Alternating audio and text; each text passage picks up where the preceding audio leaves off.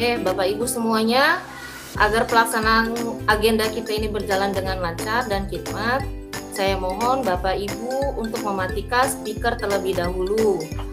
Kecuali Bapak Ibu ingin memberikan kata sambutan atau sesi terakhir bisa menghidupkan speakernya kembali, sesi tanya jawab. Oke, terima kasih. Oke, siap. Untuk presensi akan kami berikan setelah sesi terakhir ya Bapak Ibu. Nanti akan saya berikan di kolom chat. Bismillahirrahmanirrahim. Assalamualaikum warahmatullahi wabarakatuh. Waalaikumsalam warahmatullahi wabarakatuh. Salam sejahtera untuk kita semua. Bapak Ibu yang kami hormati, kami ucapkan selamat sore dan selamat datang di acara kegiatan pengimbasan oleh guru penggerak SMP Negeri 2 Natar. Selamat bergabung di jaringan Zoom meeting ini. Sebelumnya, saya sebagai moderator memperkenalkan diri terlebih dahulu. Saya Santi Yulisia Fitri SPD.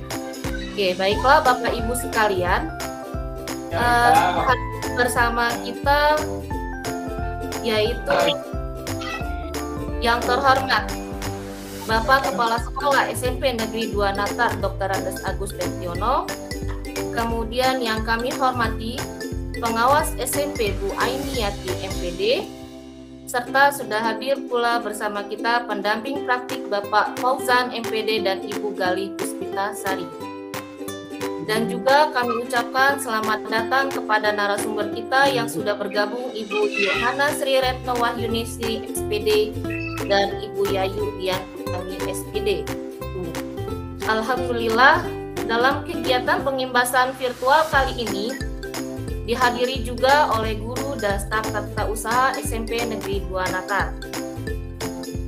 Baiklah Bapak Ibu sekalian, sebelum kita mulai acara kita pada hari ini, izinkan saya untuk membacakan susunan acaranya. Yang pertama yaitu pembukaan, yang kedua mengimbas modul 1 program guru penggerak, yang ketiga penetapan kriteria ketuntasan minimal atau KKM, yang keempat pembuatan video pembelajaran mudah dan efisien, yang kelima adalah sesi tanya jawab, dan yang terakhir adalah penutup. Baiklah Bapak Ibu yang berbahagia, insya Allah dengan ucapan Bismillahirrahmanirrahim, agenda kegiatan pengimbasan oleh guru penggerak SMP Negeri 2 Natar akan kita mulai. Baiklah hadirin Bapak Ibu yang kami hormati, sebagai pada pembuka hari ini, kami mempersilakan kepada Kepala Sekolah SMP Negeri 2 Natar Dr. Andes Agus Tentiono untuk menyampaikan kata sambutannya. Kepada Bapak Dr. Andes Agus Tentiono kami persilakan. Terima kasih dari moderator Santi. Bismillahirrahmanirrahim. Assalamualaikum warahmatullahi wabarakatuh. Waalaikumsalam warahmatullahi wabarakatuh. Selamat sore, salam sejahtera untuk kita semua. Yang terhormat Ibu Koordinator Pengawas Ibu Aini, yang terhormat Bapak Fauzan dan Ibu Galih selaku PJP SMP Negeri 2 Natar.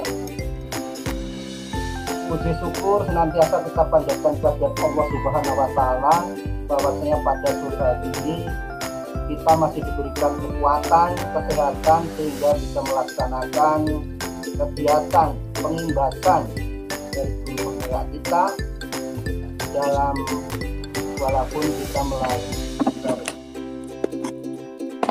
Shalawat teriring salam senantiasa kita sanjungan kepada Nabi besar Muhammad sallallahu alaihi wasallam yang tentunya kita nantikan syafaatnya di yaumil qiyamah. Amin. Bapak Ibu beserta rapat pada sore hari ini, saya ucapkan banyak terima kasih, terutama untuk koordinator pengawas dan Bapak Ibu pendamping guru penggerak dan Bapak Sekretariat yang telah hadir pada sore hari ini. Adapun puji Tujuan kita untuk melaksanakan kegiatan seperti ini adalah untuk mengimbaskan kepada rekan-rekan kita masalah guru penggerak kita yang alhamdulillah guru penggerak kita di SMP Negeri 2 itu 2 guru, yaitu Ibu Yohana Sri Retno dan Ibu Yayu yang kami. Adapun selaku guru penggerak ini tidak hanya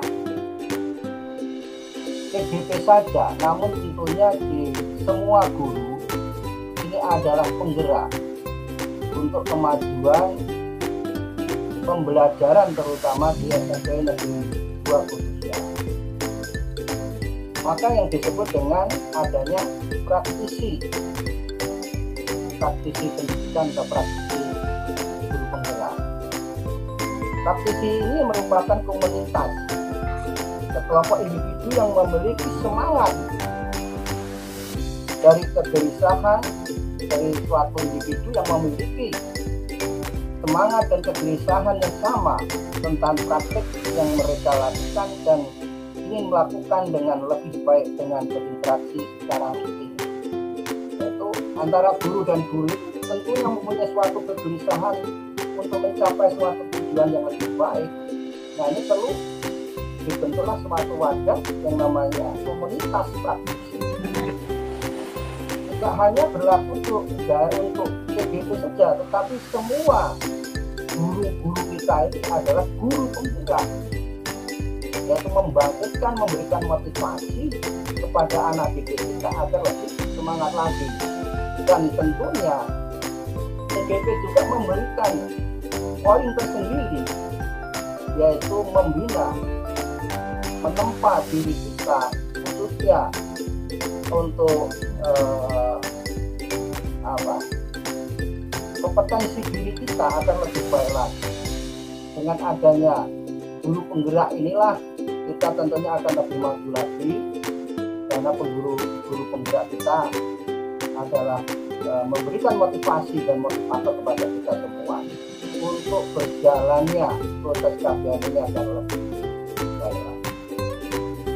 Tidak berhenti di situ, guru penggerak ini tidak hanya PGP saja, tentunya itu meliputi semua komponen yang ada di sekolah, termasuk dari kepala sekolahnya, kemudian tata usahanya, guru-guru terutamanya, tentunya harus mempunyai nilai-nilai yang telah ada pada filosofi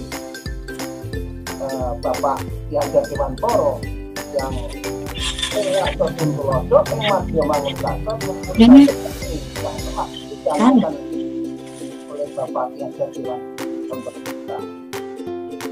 Hanya selaku guru kita tidak hanya berdiam diri, tentunya harus berkembang, mengeksplor metode-metode yang lebih baik lagi agar pembelajaran kita tidak monoton, tidak seperti itu saja, tetapi metode yang lebih baik yang tentunya akan terus berkembang dinamis sesuai dengan perputaran zaman, sehingga pendidikan ini tidak hanya berhenti antara guru dan siswa, tetapi juga melibatkan seluruh komponen yang ada, itu semua masyarakat di lingkungan sekolah. Nah, inilah syukur alhamdulillah pada kesempatan ini di SMP Negeri 2 sudah ada calon guru penggerak kita.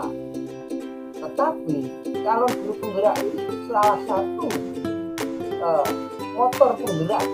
Nggak kedengeran, Pak Agus kepental kayaknya. Agus, suaranya Pak Agus. Pak Agus, Nggak ada suaranya Pak Agus. nggak ada suara Pak.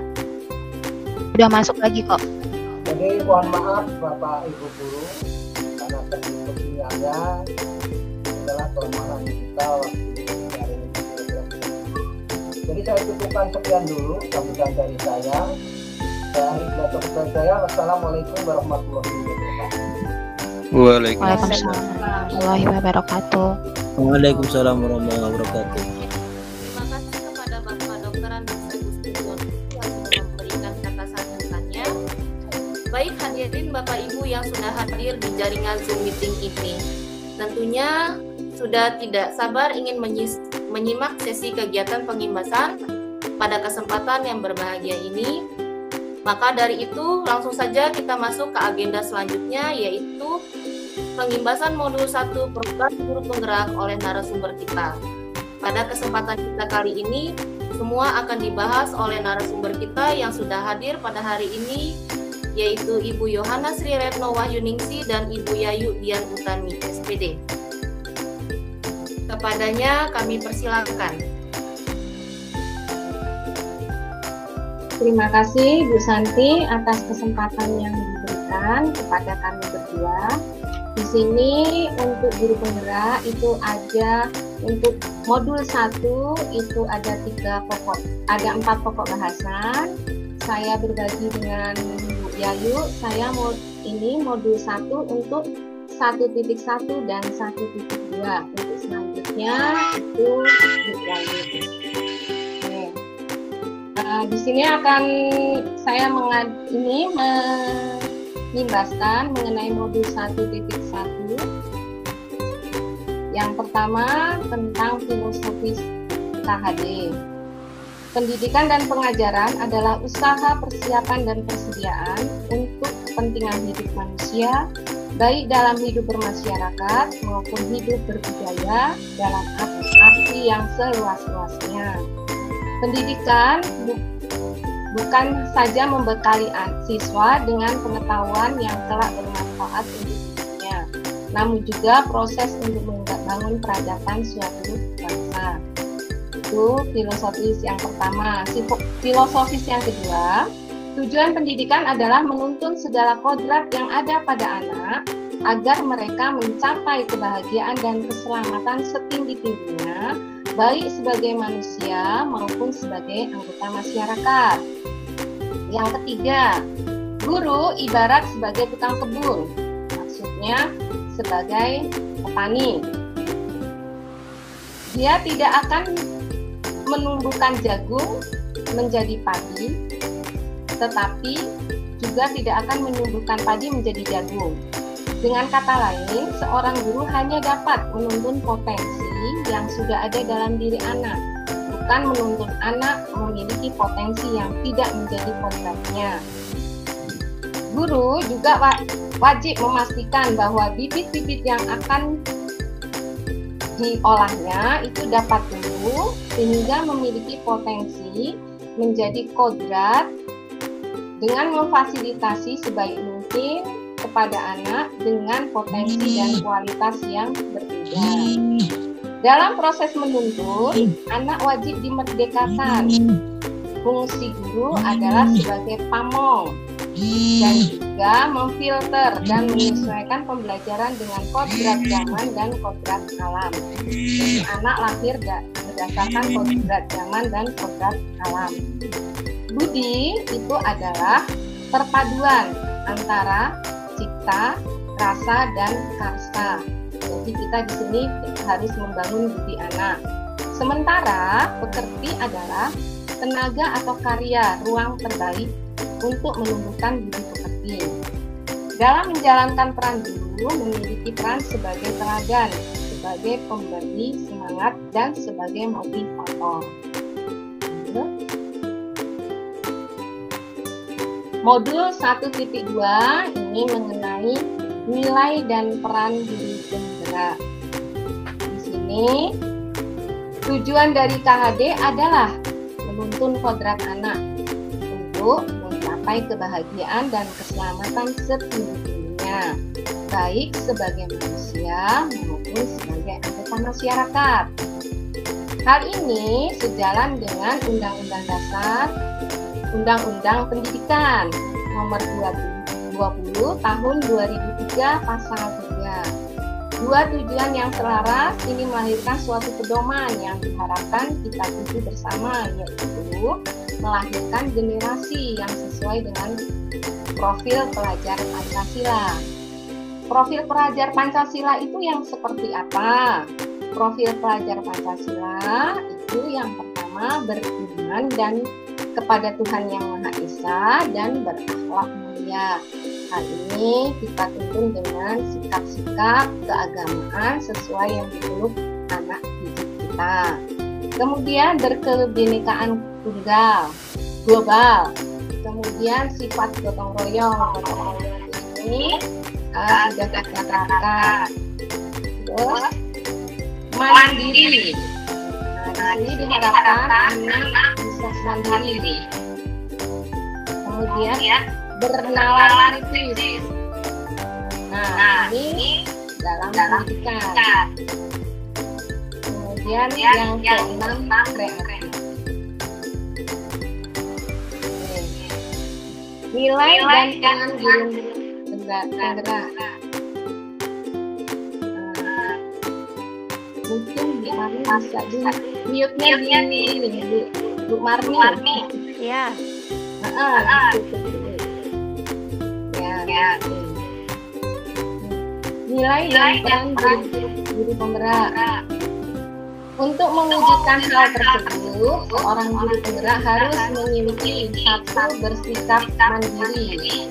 Mandiri di sini kita diharapkan dapat menggali ilmu, tidak tergantung kepada instansi atau sekolah. Kita bisa mencari ilmu secara mandiri, secara sendiri. Kemudian inovatif. Nah, diharapkan kita ini mempunyai sikap untuk maju, terutama dalam bidang IT. Kemudian berkolaboratif.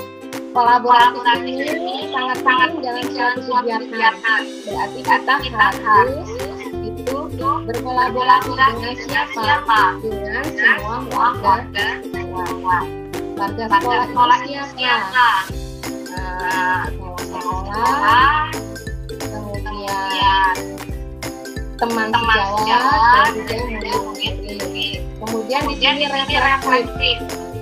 Nah, reflektif di sini kita diharapkan dalam setiap pembelajaran kita mempunyai refleksi apa saja yang sudah kita lakukan, apa saja yang belum kita lakukan, kemudian hal-hal apa saja yang sebaiknya diperbaiki.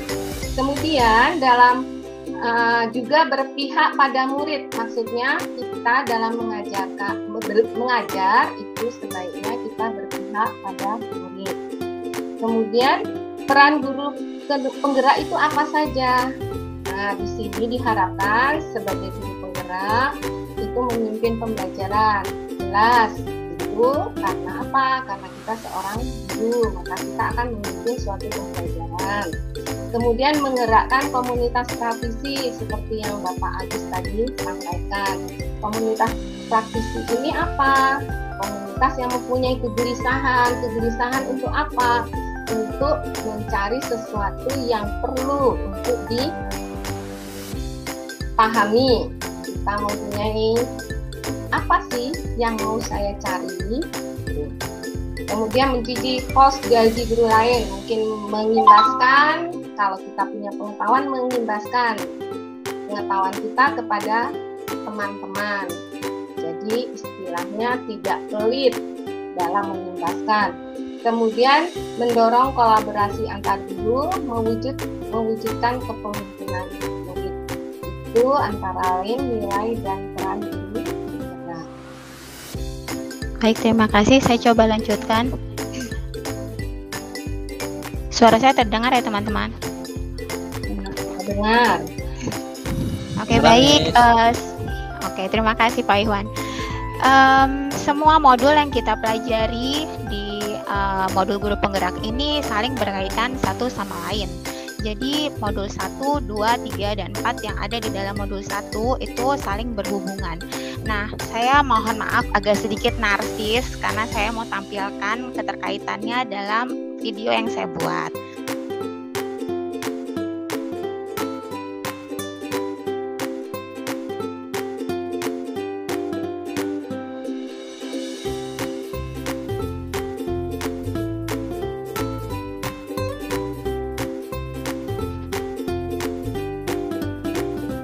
Suaranya Bu Yayu tidak kelihatan. Oke, apa ada gangguan? Tidak terdengar suaranya. Tidak terdengar suaranya. Suara videonya nggak ada, Bu. Tekan saja kalau begitu. Enggak dari Oke, awal. saya jelasin aja kalau gitu Coba. ya. Oke, saya jelaskan saja. Jadi di sini kita membahas di modul 3 kita membahas tentang pentingnya visi bagi setiap guru. Saya tidak membahas visi sebagai guru penggerak ya. Di sini ibaratnya seorang guru itu seperti driver Gojek deh. Nah, kita ibaratkan driver Gojek itu kan bawa penumpang. Penumpang itu ibaratnya murid kita. Nah, mau mencapai tujuan pendidikan. Di situ visi adalah layaknya seperti Google Map. Jadi dia mengarahkan kita untuk mencapai tujuan kita sehingga penumpang yang kita angkut itu bisa sampai di tempat tujuan dengan selamat dan sentosa. Penyusunan visi tersebut tentu saja nggak asal-asal. Disitulah gunanya filosofi pemikiran KHD karena kita bisa berbasis pada pemikiran tersebut untuk menyusun visi kita. Nah, apa gunanya nilai dan peran guru di situ? Di situ adalah sebagai amunisi. Jadi kita wajib sebagai guru kita wajib memiliki nilai-nilai yang tadi sudah disebutkan oleh Bu Retno dan harus menjalankan peran kita bukan hanya sebagai pengajar atau pendidik tetapi juga berperan aktif dalam menggerakkan komunitas yang ada di dalam organisasi kita. Kemudian modul 1.4 adalah budaya positif. Jadi selama ini mungkin kita sering menyebutnya sebagai tindakan disiplin untuk mendisiplinkan siswa. Tetapi di sini ada istilah yang lebih cantik yaitu budaya positif. Kita perlu mengetahui bahwa manusia itu memiliki 3 motivasi dalam melakukan sesuatu. Yang pertama, yang paling rendah dari semuanya adalah untuk menghindari ketidaknyamanan atau hukuman. Contoh, seorang anak ingin nilainya tuh nggak buruk dengan cara mencontek hanya supaya menghindari diomeli sama orang tuanya atau menghindari dihukum sama gurunya. Itu adalah masuk ke dalam motivasi yang pertama. Motivasi kedua untuk mendapatkan imbalan atau pujian. Kalau yang tadi takut dihukum, ya ini untuk mendapatkan hadiah. Misalnya ibunya menjanjikan sesuatu kalau dia dapat ranking, makanya dia belajar. Nah, itu masuk dalam motivasi yang kedua. Kemudian yang ketiga yang paling tinggi dan diharapkan dapat kita lakukan untuk ditumbuhkan dalam diri siswa kita adalah untuk menjadi orang yang mereka inginkan dan menghargai diri sendiri dengan nilai-nilai yang mereka yakini. Nah, ini jadi mereka belajar karena mereka merasa butuh akan ilmu pengetahuan dan ingin memiliki masa depan yang baik, yang gemilang. Oleh karena itu, ia ingin mengubah masa depannya dengan belajar. Kemudian di sini disarankan setiap kita memiliki nilai keyakinan kelas. Jadi nilai keyakinan kelas itu adalah seperti tata tertib, tetapi dalam beberapa ciri yang berbeda. Contohnya yang sangat membedakan adalah dia dibuat berdasarkan kesepakatan seluruh warga kelas. Jadi kalau selama ini kan kita menentukan tuh teman-teman anak-anak ini ya peraturannya kita harus jaga kebersihan, jangan mencontek, jangan datang terlambat. Nah itu termasuk ke dalam peraturan yang old school yang udah jadul. Jadi untuk hal yang baru untuk nilai keyakinan kelas kita buat sama-sama murid dalam bentuk kalimat-kalimat positif. Jadi contohnya alih-alih berkata jangan membuang sampah sembarangan, kita di situ membuat keyakinan membuang sampah pada tempatnya. Atau mungkin jangan mencontek, tetapi mari bekerja dengan jujur. Kami saling menghormati satu sama lain. Itu adalah contoh-contoh nilai keyakinan kelas. Nah, kadang-kadang siswa kita melakukan beberapa kekeliruan. Nah, kekeliruan tersebut didasarkan pada 5 hal, yaitu dia sedang memenuhi kebutuhan dasar manusia. Kebutuhan dasar manusia itu yang pertama adalah bertahan hidup. Contohnya, siswa kita itu kan sering melakukan pemalakan. Nah, setelah ditanya-tanya ternyata dia malak tuh karena nggak dikasih uang saku. Sudah nggak dikasih uang saku, belum sarapan pula. Udah belum sarapan, nggak bawa bekal juga. ketika dia lapar setengah mati. Jadi dia malak akhir-akhirnya itu untuk memenuhi kebutuhannya yang paling dasar, yaitu makan. Jadi di situ untuk memenuhi bertahan hidup. Yang kedua, kekuasaan. Kalau dia malak karena menikmati rasa takut yang ada pada wajah temannya, buat temannya nangis, itu berarti dia memenuhi unsur kekuasaan. Kemudian kebebasan, itu contohnya dia malak karena dia bawa bekal, tetapi bekalnya itu terus, dia bosen. Nah, dia mau jajan di kantin tapi tidak punya uang. Nah, itu yang disebut sebagai pemenuhan kebebasan. Kemudian kesenangan, kalau dia malak karena untuk iseng-iseng berhadiah, untuk iseng-iseng aja, itu berarti dia sedang memenuhi kebutuhan kesenangannya. Dan yang terakhir, kalau dia malak mungkin, oh biar aku dipanggil sama Bu Komarul, Bu Komarul cantik soalnya. Nah, seperti itu berarti dia sedang memenuhi kebutuhan cinta dan kasih sayang. Oke, sekian materi pengimbasan, saya kembalikan kepada moderator.